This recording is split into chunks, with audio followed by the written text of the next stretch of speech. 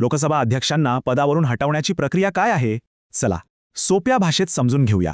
तर प्रश्न हा आहे की जे सभागृह चालवतात त्यांनाच सदस्य पदावरून हटवू शकतात का? उत्तर इंटरेस्टिंग आहे.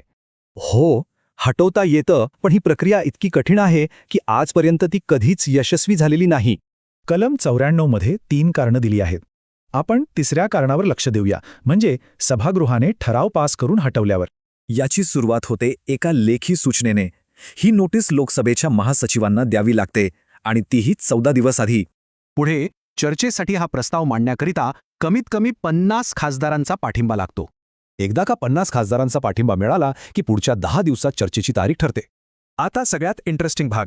ज्या अध्यक्षांना हटवायचं आहे ते या चर्चेच्या वेळी अध्यक्षस्थानी बसू शकत नाहीत. पण एक खासदार म्हणून ते सभागृहात हजर राहू शकतात, बोलू शकतात आणि मतदानसुद्धा करू शकतात. या चर्चेसाठी नियमही कडक आहेत. आरोप नेमके आणि विशिष्टच असावे लागतात. ठराव पास करण्यासाठी प्रभावी बहुमत लागतं. आता हे प्रभावी बहुमत म्हणजे नेमकं काय? हे बघा, एकूण जागांमधून रिक्त जागा वजा करायच्या आणि उरलेल्या सदस्य संख्येच्या 50% जास्त मतं हवीत. ठराव मंजूर झाला तर अध्यक्ष त्वरित पदावरून दूर होतात आणि जर फेटाळला गेला तर ते पदावर कायम राहतात. आत्तापर्यंत 3 वेळा अध्यक्षांविरोधात असे प्रस्ताव आलेत, पण तिन्ही वेळेस ते फेटाळले गेले. आणि एक शेवटचा पण महत्त्वाचा मुद्दा, लोकसभा विसर्जित झाली तरी नवीन सभागृहाची बैठक होईपर्यंत अध्यक्षपदावर कायम राहतात. ही प्रक्रिया इतकी कठीण का आहे?